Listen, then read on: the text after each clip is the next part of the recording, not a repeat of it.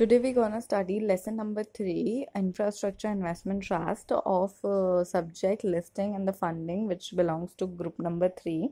सबसे पहले हमें समझना पड़ेगा कि INVITs होते क्या हैं. ये एक म्यूचुअल फंड की तरह ही होते हैं जिसमें स्मॉल अमाउंट का इन्वेस्टमेंट होता है. कौन करता है? इंडिविजुअल या इंस्टीट्यूशन इन्वेस्टर. कैसे प्रोजेक्ट्स में इन्वेस्ट करता है INVIT? ऑब्वियसली नाम से पता चल रहा है इंफ्रास्ट्रक्चर है तो रोड और हाईवेज इन सब में इन्वेस्ट करता है. ये जो ट्रस्ट है ये फॉर्म होती है अंडर द ट्रस्ट एक्ट और रजिस्टर होती है रजिस्ट्रेशन एक्ट के अंदर. ट्रस्ट कौन बनाता है? स्पॉन्सर बनाता है. ओनरशिप किसके पास रहती है? ट्रस्टी के पास. और इसके बेनिफिशरीज कौन रहते हैं? Unit holders. प्रोजेक्ट मैनेजर जो होता है वो प्रोजेक्ट को एग्जीक्यूट करता है और इन्वेस्टमेंट मैनेजर जो होता है वो ओवरसी करता है प्रोजेक्ट को और ट्रस्टी को भी अपॉइंट करता है to oversee the function of the INVITs. Perfect. Then the benefit of investor. अगर एक इन्वेस्टर इन्वेस्ट करता है INVIT में तो उसका बेनिफिट क्या है? स्पॉन्सर जो है वो इसमें 15% होल्ड करता है मिनिमम 3 years के लिए. तो एक हमारे लिए ये सिक्योरिटी की बात हो जाती है इन्वेस्टर के लिए कि यार स्पॉन्सर जो 15% होल्ड कर रहा है, अगर कल को कोई प्रॉब्लम आती है तो इन्वेस्टर पे बात आती है तो इन्वेस्टर के पैसे को यूज़ किया जा सकता है. डिस्ट्रीब्यूट करता है 90% of the net cash flow, ये भी इन्वेस्टर का फ़ायदा है. और 80% जो है वो इंफ्रा एसेट्स में इन्वेस्ट करता है. जो इंफ्रा के लिए आप इन्वेस्ट कर रहे हो वो 80% उसी में इन्वेस्ट करता है और रेस्ट जो है वो कंस्ट्रक्शन एसेट्स में करता है. इंटरमीडिएट्स कौन कौन होती है इसमें? Merchant banker register to an issue, syndicate member, public issue bank, credit rating agency. This is not important, still we are just going through it. Escrow collection bank, SCSB, advertising agency. फिर इसका एक regulation बना हुआ है 2014 में बना था, SEBI infrastructure investment trust regulation 2014. इसमें एक डेफिनेशन दी थी PPP projects, that is public private partnership.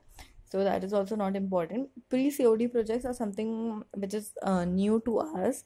It is an infrastructure project which has achieved commercial operation date as agreement, which has not achieved. So this pre-commercial operation date project actually क्या होता है कि कभी कोई हमने agreement किया है कोई प्रोजेक्ट बनाने के लिए, तो जिस दिन तक वो बन जाना चाहिए था तब तक वो नहीं बनता है, बट उसने 50% अचीव कर लिया है कंप्लीशन, तो उनको हम बोलते हैं pre-COD प्रोजेक्ट्स.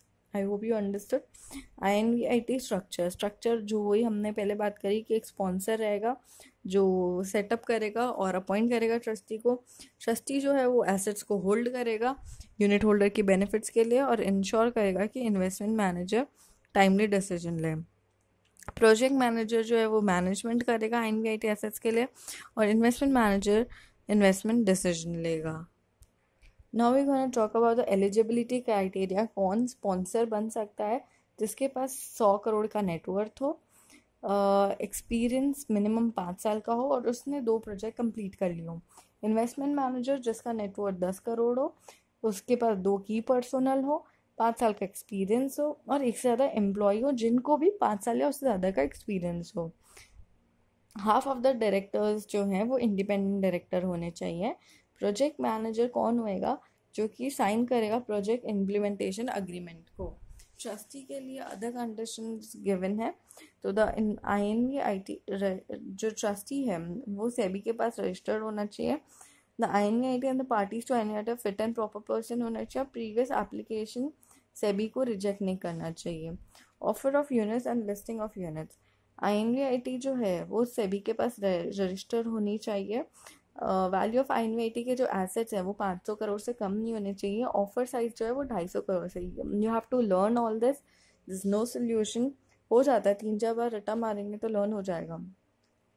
अब एक कॉन्सेप्ट आता है कि हम मिनिमम ऑफर कितना करेंगे या अलॉटमेंट कितना करेंगे पब्लिक को. तो हमें इसको ऐसे पढ़ना है कि अगर हमारी ऑफर साइज का price post issue capital 1600 CR या उससे ज़्यादा का हो जाता है तो हम 25% of the outstanding units minimum offer रखेंगे. अगर offer size after post issue capital 1600 crore से 4000 crore के बीच में हो जाता है तो 400 crore की वैल्यू ऑफ यूनिट्स जो है वो मिनिमम ऑफर में जाएगी. एंड द थर्ड इज, अगर ऑफर प्राइस 4,000 करोड़ से भी ज़्यादा चला जाता है पोस्ट इशू कैपिटल, तो 10% ऑफ द आउटस्टैंडिंग यूनिट्स जाएंगे. If INVIT raise funds by way of private placement, तो मिनिमम इन्वेस्टमेंट जो होगा प्राइवेट प्लेसमेंट में वो 1 CR का होगा, and not less than 5 to 1,000 investors उसमें होंगे. इंस्टीट्यूशन इन्वेस्टर्स जो होंगे वो सिर्फ बॉडी कॉर्पोरेट्स हो सकते हैं.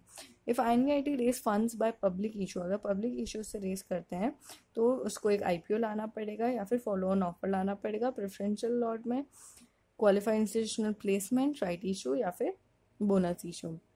मिनिमम सब्सक्रिप्शन जो है वो फॉलो ऑन ऑफर या इनिशियल ऑफर पे 10 लाख रहेगा. मर्चेंट बैंकर जो है वो ड्राफ्ट ऑफर डॉक्यूमेंट फाइल करेगा सेबी के पास. Draft offer document file with SEBI shall be made, उसको पब्लिक कर दिया जाएगा जो भी ड्राफ्ट ऑफर डॉक्यूमेंट होगा. ड्राफ्ट ऑफर डॉक्यूमेंट या ऑफर डॉक्यूमेंट उनके साथ ड्यू डिलिजेंस सर्टिफिकेट आएगा जो कि लीड मर्चेंट बैंकर बनाएगा. सेबी कम्युनिकेट कर देगा अपने कमेंट्स लीड मर्चेंट बैंकर को ड्राफ्ट ऑफर डॉक्यूमेंट फाइल करने से पहले स्टॉक एक्सचेंज को. ऑफर डॉक्यूमेंट फिर फाइल कर दिया जाएगा स्टॉक एक्सचेंज या सेबी के बाद. ऑफर पीरियड जो है वो 30 दिन से ज़्यादा नहीं होगा. अगर ओवर सब्सक्रिप्शन होता है तो अलॉटमेंट प्रोपोर्शनल बेसिस पे होगा. जो यूनिट्स हैं वो डीमैट फॉर्म में इशू होंगे. So now we gonna talk the guidelines of public issue of units of INVITs. सबसे पहले एक ऑफर डॉक्यूमेंट फाइल करना है, पब्लिक इशू का एलोकेशन करना है, और इसमें क्या होगा कि इंस्टीट्यूशन इन्वेस्टर्स को 75% से ज़्यादा होल्डिंग नहीं मिलेगी और रिटेल इंडिविजुअल इन्वेस्टर को 25% मिनिमम मिलेगा. स्ट्रैटेजिक इन्वेस्टर में participate in offer as a anchor investor. Anchor investor कौन होता है? जो कि 60% ऑफ द पोर्शन के लिए अलॉटमेंट होता है, जिसको portion of institutional investors. Institutional investor का कितना परसेंट हो गया? 75 का जो 60% अगर जिसको जाता है उसको बोलता है एंकर इन्वेस्टर. एंकर इन्वेस्टर जो मिनिमम 100 मिलियन की एप्लीकेशन देता है पब्लिक इशू में, और उसकी bidding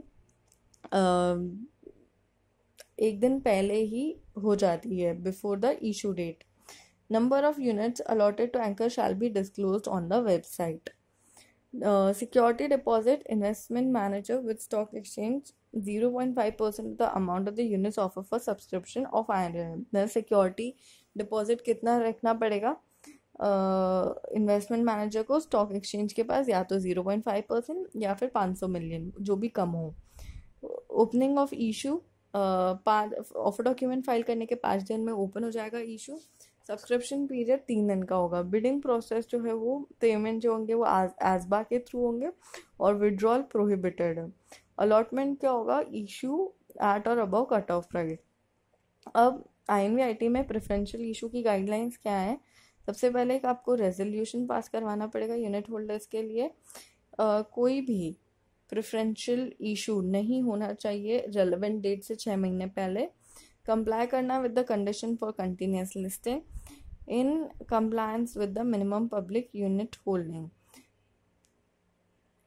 Preferential issue shall complete within 12 months of passing the resolution. Allotment completed within 12 days. Preferential issue of same class.